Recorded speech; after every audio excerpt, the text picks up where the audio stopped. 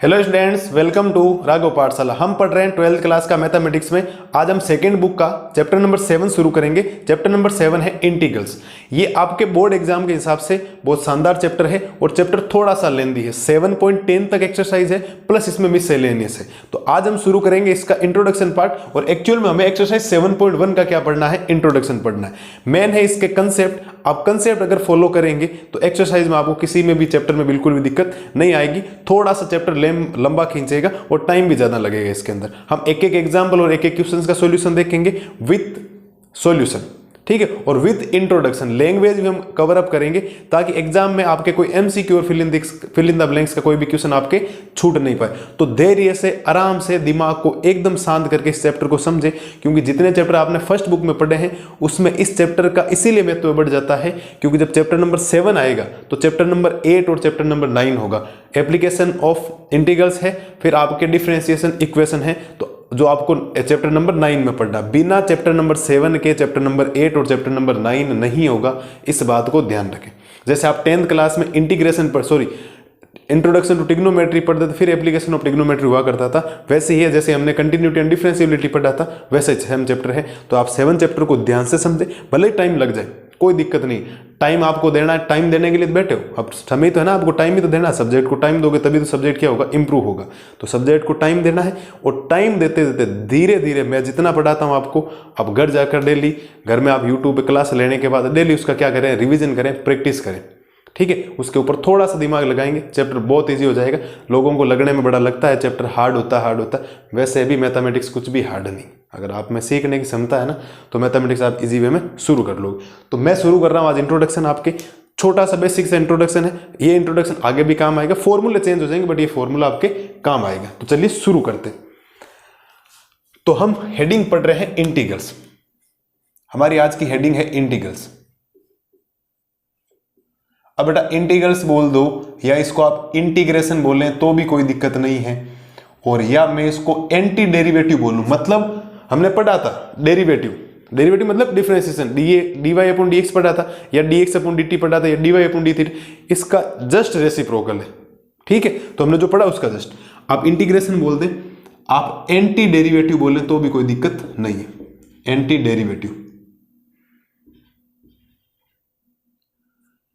Derivatives,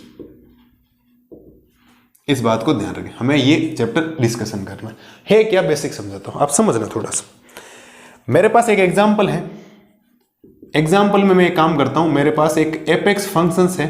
apex functions में मेरे पास x² + 3, मेरे पास कोई फंक्शंस है एपेक्स इक्वल x² + 3। मैं इसका डेरिवेटिव फाइंड करता हूं। डेरिवेटिव का मतलब हो जाएगा f'(x). जब आप इसका f'(x) फाइंड करेंगे तो f' आएगा 2x + 0, क्योंकि x² का 2x होगा और 3 कांस्टेंट है, कांस्टेंट का कितना हो जाएगा 0। तो आपके पास जो फाइनल रिजल्ट बनेगा f'(x) इक्वल में 2x प्लस में क्या बनेगा, 0 बनेगा। ये f'(x) है। ये तो आपने क्या किया है, इस फंक्शंस में आने के लिए आपने इसका क्या है, डेरिवेटिव। क्या किया बेटा, डेरिवेटिव किया। और अगर मैं इस डेरिवेटिव का वापस इंटीग्रेशन करता हूं, क्या करता हूं, इंटीग्रेशन करता हूं, तो वापस मेरे पास ये फंक्शंस आ जाएगा। ये ध्यान रखना। मैंने आप ये समझे क्या, देखो अगर d अपॉन dx में आपने कोई फंक्शंस किया एपेक्स, तो उसका डेरिवेटिव आएगा f'(x), 100% आएगा। ये तो जब आप इधर गए हो तो इसको तो आप बोलते हो डेरिवेटिव। क्या बोलते हो, डेरिवेटिव। बट आप जब इधर से इधर आ जाओ, वापस इसका आपने इंटीग्रेशन कर दिया, ठीक है, तो वापस ये क्या हो जाएगा, एंटी डेरिवेटिव हो जाएगा। क्या हो जाएगा, एंटी। वापस कर दिया, एंटी उल्टा चल रहे हो, इसका मतलब ये हो जाएगा एंटी डेरिवेटिव। और एंटी डेरिवेटिव का मतलब ही हम क्या पढ़ रहे हैं, इंटीग्रेशन पढ़ रहे हैं। इस बात को आप ध्यान रखें। अब कैसे, देखो मेरे पास फंक्शन है 2x + 0, 2x ही रहने दे। मैं इसका जब इंटीग्रेशन करूं, ये इंटीग्रेशन का साइन होता है ऐसे। कैसे भी जब आप करोगे, सारे के सारे किसके साइन है, इंटीग्रेशन के। जब आप इंटीग्रेशन करेंगे विथ रेस्पेक्ट टू x, तो इंटीग्रेशन में क्या होता है, यहां पावर कम होती है, एक पावर आगे आ जाती है। यहाँ इंटीग्रेशन में क्या होता है, आपकी जो पावर होती है एक पावर बढ़ जाती है। जैसे कि यहाँ पावर 1 है, समझना, पावर 1 है और एक पावर क्या हो जाएगी, बढ़ जाएगी। डेरिवेटिव में क्या होता है, पावर कम होती, इंटीग्रेशन में पावर क्या होती है, बढ़ती। तो यहाँ पावर बढ़ेगी, प्लस डेरिवेटिव आगे आता है लेकिन इंटीग्रेशन में नीचे भी पावर क्या हो जाएगी, प्लस हो जाएगी। ठीक है, तो सॉल्यूशन करेंगे तो 2x की पावर 2 अपॉन में आएगा 2, 2 से 2 कैंसिल, वापस आपके पास फंक्शन कितना आ गया, एक्स स्क्वायर। आपको सर कहाँ आया, ये 3 कहाँ गया। हमेशा ध्यान रखना जब भी इंटीग्रेशन करेंगे तो प्लस में क्या लगाएंगे, c, प्लस में हमेशा क्या लगाएंगे, c माने तो constant, c is a constant value. कौन सी वैल्यू है, कांस्टेंट वैल्यू है c, इस बात को ध्यान रखना। हर बार आप कभी भी डेरिवेटिव करेंगे तो इस c का हर बार डेरिवेटिव कितना होगा, 0। कांस्टेंट का कितना होता है, 0। हमने पढ़ा था कि अगर आपको d अपॉन dx में कभी भी कोई कांस्टेंट नजर आ जाए, कांस्टेंट माने तो कोई वैल्यू, ठीक है, उसका डेरिवेटिव हमेशा कितना होता है, 0 होता है। ये हमने इंट्रोडक्शन में chapter number 5 continuity and differentiability में हमने पढ़ रखा। ठीक है, तो ये है आपके सामने 2x का डेरिवेटिव, हर बार प्लस में c आएगा, c कभी चेंज ही नहीं होगा ना। आप किसी का इंटीग्रेशन कर दे, सुनना मेरी बात, किसी का भी प्लस में c हर बार आएगा, प्लस में c हर बार आएगा। आप मेरे को, मैं थोड़ा सा एग्जांपल आपको समझाता हूं, समझना, खूब सारे एग्जांपल है, फिर मैं कुछ इनमें टाइप बोलूंगा, फिर आप समझना मैं कहना क्या चाह रहा हूं।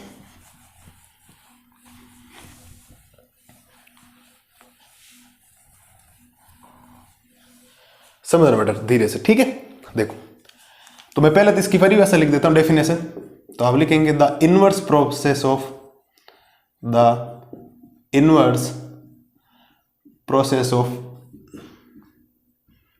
डिफरेंशिएशन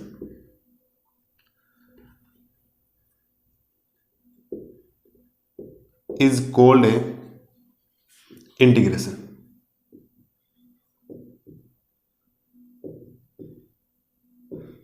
जो इनवर्स प्रोसेस होगा डिफरेंशिएशन का वही आपका क्या कहलाएगा, इंटीग्रेशन कहलाएगा, या आप ब्रैकेट में बोल सकते हो एंटी डेरिवेटिव।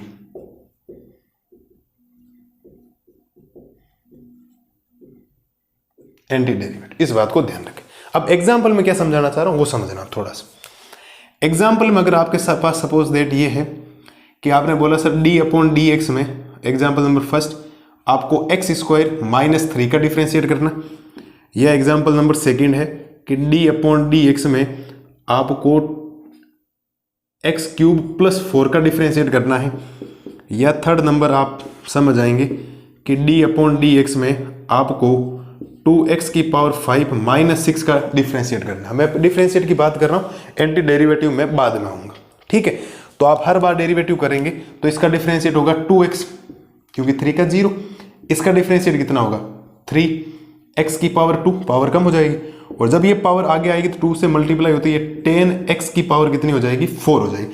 हर बार जो +4 -3 हर बार आया, इनका हर बार डेरिवेटिव कितना हो रहा है, 0 हो रहा है। तो इससे हमारे पास एक पॉइंट क्या मिला, तीनों से हमारे पास कंक्लूजन ये मिला है कि d अपॉन डी एक्स में अगर आप कोई भी वैल्यू है और प्लस में क्या है, c है, तो उसका जो डेरिवेटिव होगा वो होगा 2x, क्योंकि c का हर बार डेरिवेटिव कितना हो जाएगा, 0।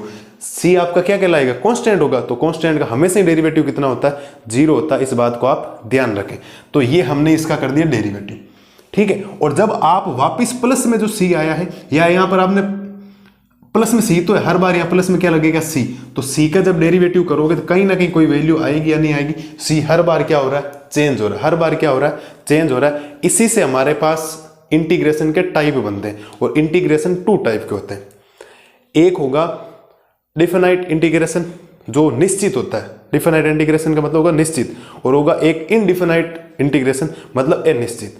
अनिश्चित वो होता है जिसमें हर बार वैल्यू क्या होगी, चेंज। हम 7.8 7.9 में आगे हम डिफिनाइट इंटीग्रेशन के बारे में चर्चा करेंगे, जहां पर c की एक एग्जैक्ट वैल्यू आएगी, हर बार क्या आएगी, c की एक एग्जैक्ट वैल्यू आएगी। वहां हमें c हर बार कोई सोचना नहीं पड़ेगा। इधर c कुछ भी हो सकता, देख लो, -3 तो भी 2x, +4 है तो भी वैल्यू आएगी, -6 है तो भी हर बार हट रहा है, मतलब प्लस का माइनस का कुछ भी हो, हर बार जो c आएगा उसका जब आप डिफरेंशिएशन करेंगे हर बार क्या हो जाएगा, 0। और इंटीग्रेशन करते वक्त, इंटीग्रेशन लाते वक्त मैं आपको इंटीग्रेशन करके बताता हूं इसका 2x का। तो 2x का जब मैं, चलो इसका कर देता हूं आपके सामने, अभी 2x का मैंने किया था। इंटीग्रेशन का मतलब हो जाएगा i इक्वल में इंटीग्रेशन ऑफ 3x²। तो i इक्वल में 3, मैंने क्या बोला था, इंटीग्रेशन में पावर बढ़ती, और जितनी पावर ऊपर बढ़ेगी उतनी पावर नीचे भी बढ़ेगी। तो i की वैल्यू आएगी 3x⁻³ और हर बार प्लस में क्या आएगा c और अपॉन में 3 प्लस में c, 3 से 3 कैंसिल, तो i की वैल्यू आई है x³ + c। ये जो c है ना, इसमें किसकी वैल्यू को डिनोट कर रहा है? 4 को। किसको कर रहा है? 4 को। और जब इसमें आओगे तो c में कौन साथ में होगा? -3। जब नीचे वाले में आओगे तो c को कौन डिनोट करेगा? -6। कौन करेगा? -6। हर बार आपको एक कांस्टेंट वैल्यू लेनी पड़ेगी। ये c आपकी क्या कहलाएगी? एक कांस्टेंट वैल्यू है। इस बात को आप हमेशा ध्यान रखें, कांस्टेंट लेना पड़ेगा आपको इंटीग्रेशन में। और जब भी आप कांस्टेंट लोगे तो c मेरे पास कंफर्म नहीं है, कभी -3 हो रहा है, कभी +4 हो रहा है, कभी क्या हो रहा है? -6 हो रहा है, तो तभी ये हर बार +c आ रहा है, तो इसको हम इनडिफिनाइट इंटीग्रेशन बोलेंगे। इस बात को ध्यान रखना, इनडिफिनाइट इंटीग्रेशन। और जब c की वैल्यू कुछ आएगी नहीं, हर बार फिक्स हो जाएगा, तब हम इसको डिफिनाइट इंटीग्रेशन बोलेंगे, डिफिनाइट इंटीग्रेशन। इस बात को आप हमेशा ध्यान रखें, ये बात आपके दिमाग में छप जानी चाहिए। ये आपके टाइप होते हैं इंटीग्रेशन के, डेफिनाइट इंटीग्रेशन और इनडिफिनाइट इंटीग्रेशन। हम एक्सरसाइज 7.7 तक इनडिफिनाइट इंटीग्रेशन की ही बात करेंगे, डिफिनाइट इंटीग्रेशन की बाद में बात करेंगे 7.8 और 7.9, जहां आपके पास फिक्स लिमिट्स होगी, upper limit and lower limit, upper limit and lower limit. और जब अपर लिमिट और लोअर लिमिट आएगी तो आपके पास सी लेने की जरूरत नहीं है, क्योंकि इस पूरे कंप्लीट में एक्स की जगह कुछ ना कुछ वैल्यू पुट होगी, और आप जब यहाँ पुट कर दोगे तो आपके पास क्या आ जाएगा? एक कंक्लूजन आ जाएगा, वहां पर सी आपको कांस्टेंट लेने की जरूरत नहीं है। तो इस बात को ध्यान रखें, एक इंटीग्रेशन होता है इनडिफिनाइट इंटीग्रेशन और एक होता है डिफिनाइट इंटीग्रेशन। हम अभी जितनी डिस्कशन करेंगे इनडिफिनाइट इंटीग्रेशन की कर रहे हैं। क्यों? आप हर बार जब भी डिफरेंशिएशन का वापिस ऐसे जा रहे हो तो डिफरेंशिएशन है, जब उल्टा इंटीग्रेशन कर रहे हो, एंटी डेरिवेटिव कर रहे हो, तो हर बार आपके पास प्लस में क्या आ रहा है? सी। वो सी किसको डिनोट कर रहा है? ये कांस्टेंट जो वैल्यू आ रखी है इनको डिनोट कर रहा है। इस बात को ध्यान रखें, ठीक है? मेरे हिसाब से कोई दिक्कत आपको किसी भी टाइप की नहीं होनी चाहिए। ये है, ये बेसिक इसीलिए बताया गया है, कम से कम दिमाग में ये रहे, +c क्यों लगाते हैं, +c क्यों नहीं लगाते हैं। कभी कभी हम आगे देखेंगे C1 C2 भी लेंगे, लेकिन C1 और C2 सारे क्या हो जाएंगे? आपके कांस्टेंट है, सबको मिलाकर हम C बोल देंगे। कैपिटल C ले लो, स्मॉल c ले लो, कोई फर्क नहीं पड़ता है। यहां पर एक कांस्टेंट वैल्यू ली जाती है, और कांस्टेंट इसीलिए क्योंकि इनडिफिनाइट इंटीग्रेशन के क्या है? एग्जाम्पल है C। हर बार क्या हो रहा है? चेंज। आप सोचो ना, कभी भी सोच लो, कोई भी आपने एक एग्जाम्पल ले लिया, सोचो ये कि d/dx है, और आपको एग्जाम्पल फाइंड करना है x⁴ और प्लस में आपको 100 करना है, तो इसका इंटीग्रेशन डिफरेंशिएशन क्या होगा? 4 आगे आएगी और एक पावर कम होगी, प्लस 100 कितना? 0। लेकिन जब इसका आप इंटीग्रेशन फाइंड करें, इंटीग्रेशन फाइंड करती 4x⁴, एक पावर बढ़ेगी, एक पावर बढ़ती है यहाँ 4, नीचे 4, 4 से 4 कैंसिल, प्लस में क्या आएगा? c। तो x⁻+ c। तो हर बार ये जो c आ रहा है वो तो हर बार क्या हो रहा है? 0 हो रहा है ना। डिफरेंशिएशन में हर बार क्या हो रहा है? 0। इसलिए c हर बार क्या हो रहा है? चेंज हो रहा है। कभी कुछ हो जा रहा है, कभी कुछ हो रहा है, कभी कुछ हो रहा है, कभी प्लस का हो रहा है, कभी माइनस का हो रहा है, कभी 100 हो रहा है, कभी 1000, और कुछ भी वैल्यू हो रही है, चाहे कितनी बड़ी वैल्यू हो जाए, हर बार उसका डेरिवेटिव तो क्या होगा? कांस्टेंट का 0। लेकिन हर बार इंटीग्रेशन जब एंटी डेरिवेटिव करेंगे तो प्लस में हर बार क्या लगाएंगे? हम c लगाएंगे। क्या लगाएंगे? c लगाएंगे, क्योंकि c आपको कांस्टेंट की भांति लगाना पड़ेगा, और कांस्टेंट हर बार चेंज हो रहा है, इसीलिए इसको इनडिफिनाइट इंटीग्रेशन बोलेंगे। हमारे पास कोई डेफिनाइट इंटीग्रेशन है ही नहीं। और जब लिमिट्स आ जाएगी, अपर लिमिट और लोअर लिमिट की कोई बात करेगा, मतलब हम 7.8 और 7.9 में पढ़ेंगे ऐसा, तो उसमें हम डिफिनाइट इंटीग्रेशन बोलेंगे, क्योंकि वहां पर x जो भी आएगा उसकी जगह आपको वैल्यू पुट करनी पड़ेगी, और एक आपके पास फाइनल रिजल्ट बनेगा। वहां कोई x में वैल्यू नहीं आएगी, यहाँ तो हर बार x में प्लस में c आया, वहां c लगाने की जरूरत नहीं, क्योंकि हर बार x में एक बार 1 रखा जाएगा, एक बार 0 रखा जाएगा। वो मैं आपको जब पढ़ाऊंगा इंटीग्रेशन तब पता हो जाएगा। मेन हमने क्या पढ़ा है कि इंटीग्रल्स बोलो, इंटीग्रेशन बोलो या एंटी डेरिवेटिव बोलो, बात एक ही है। The inverse process of differentiation is called integration. जो डिफरेंशिएशन का इनवर्स प्रोसेस है, मतलब यहां से आप यहां गए, वापस यहां से है तो जा रहे हो, सेम आ रहा है, -3 नहीं आ रहा, लेकिन -3 को इसमें कौन डिनोट कर रहा है? c कर रहा है। तो इधर गए तो डेरिवेटिव, उधर वापस उल्टा गए एंटी डेरिवेटिव। एंटी डेरिवेटिव आपका क्या कहलाता है? इंटीग्रेशन। क्या कहलाता है? इंटीग्रेशन। और हमने खूब सारे एग्जांपल देखे, प्लस में माइनस में कुछ भी वैल्यू लो, हर बार डिफरेंशिएशन में क्या हो रहा है? वो वैल्यू हट रही। हटने का मतलब हो गया उसको हर बार हम किसका नाम देंगे? c का। और जब c हर बार चेंज हो रहा है तो उसको हम इनडिफिनाइट इंटीग्रेशन बोलेंगे, और c जब चेंज नहीं होगा तो इसको हम डिफिनाइट इंटीग्रेशन बोलेंगे, जब वो आगे हम पढ़ेंगे। तो ये है आपके एग्जाम्पल वगैरह। मैं कुछ बातें और लिखता हूं आपके सामने, थोड़ा सा इनके टाइप्स के बारे में पढ़ लेते हैं, फिर आगे बात करें।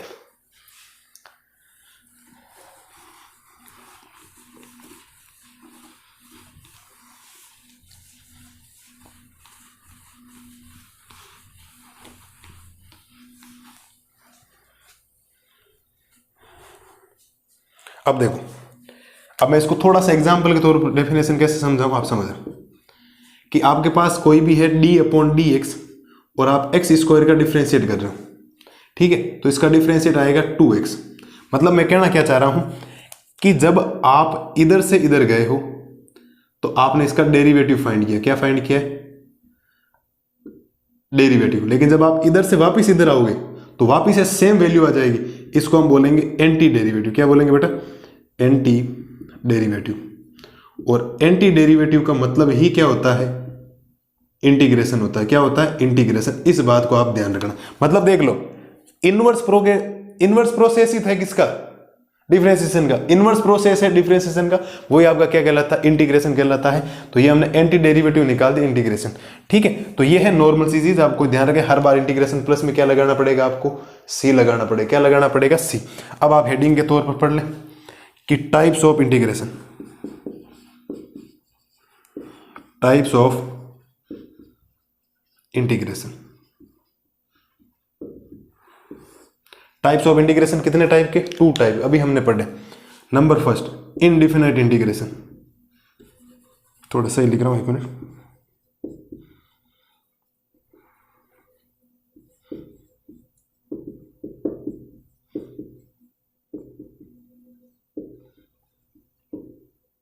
इनडिफिनाइट इंटीग्रेशन और second number definite integration. Definite integration. तो क्या पढ़ा हमने साहब कि जो डिफरेंशिएशन का इनवर्स प्रोसेस होता है वो आपका इंटीग्रेशन होता है, और इंटीग्रेशन में सीधे जाओ तो डेरिवेटिव, एंटी डेरिवेटिव का मतलब हो गया इंटीग्रेशन। और टाइप्स ऑफ इंटीग्रेशन क्या होते हैं? इनडिफिनाइट इंटीग्रेशन और डिफिनाइट इंटीग्रेशन। डिफिनाइट इंटीग्रेशन अभी बहुत दूर है ना, दिल्ली दूर है अभी, दिल्ली बहुत दूर है अभी। डिफिनाइट इंटीग्रेशन पढ़ने से पहले इनडिफिनाइट इंटीग्रेशन का आपको एक्सरसाइज 7.7 तक सल्टीवाड़ा करना पड़ेगा। फिर हम 7.8 और 7.9 में जाएंगे, तब इससे मुकाबला होने वाला। जब ये तो सिंपल सा, अगर आपने ये पढ़ लिया फिर तो इसमें लोअर लिमिट अपर लिमिट रखना, जो फंडामेंटल्स है वो मैं आपको पढ़ा दूंगा। ठीक है, तो ये हो गया, आपको ध्यान रखना इस बात को।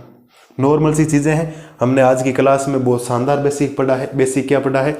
हमने मान के चलो कि सारा काम यहीं कर दिया खत्म। जो मेन रेसिपी होती है ना किसी भी खाने बनाने के लिए, वो हमने सारा यहाँ पर कर दिया। आपको लगने में लगेगा सर इतना सा क्या लिखवा है, ये इतना सा नहीं है। इससे पहले आप सोचो कितना पढ़ा है, कितने शानदार एग्जाम्पल लिखे हमने, और वो एग्जाम्पल अगर आपने समझ लिए, काम कर लिए, तो मेरे हिसाब से कोई दिक्कत आपको इस पूरे चैप्टर में नहीं आएगी। अब कौन x की पावर n का इंटीग्रेशन क्या होता है, e की पावर x का क्या होता है, log x का क्या होता है, सारी की सारी चीज़ें हम नेक्स्ट क्लास में पढ़ेंगे। और विथ इधर डेरिवेटिव इधर एंटी डेरिवेटिव, हमेशा तुलना में पढ़ना चाहिए, ध्यान रखना। कंपैरिजन में जब पढ़ोगे ना तो इजी चीज़ें बहुत ज़्यादा हो जाएगी आपके। हम इधर इंटीग्रेशन डिफरेंशिएशन पढ़ेंगे डेरिवेटिव, और इधर पढ़ेंगे एंटी डेरिवेटिव इंटीग्रेशन। फॉर्मूले जैसे जैसे हैं डिफरेंशिएशन के मैंने आपको फॉर्मूले पढ़ाए, तो कल की क्लास से पहले आप एक काम करें, वो फॉर्मूले पढ़ के आए, फिर उसका फॉर्मूला जस्ट उल्टा है। कल की क्लास में हम एक्सरसाइज 7.1 का जितना भी इंट्रोडक्शन है कंप्लीट कर लेंगे, फिर क्वेश्चन से ज़्यादा कोई दिक्कत आपको आएगी नहीं। आई होप आपको जो आज की क्लास है बहुत ज़्यादा पसंद आई होगी। मिलते हैं जल्दी नई वीडियो में, तब तक आप रिविजन कीजिए। Thank you.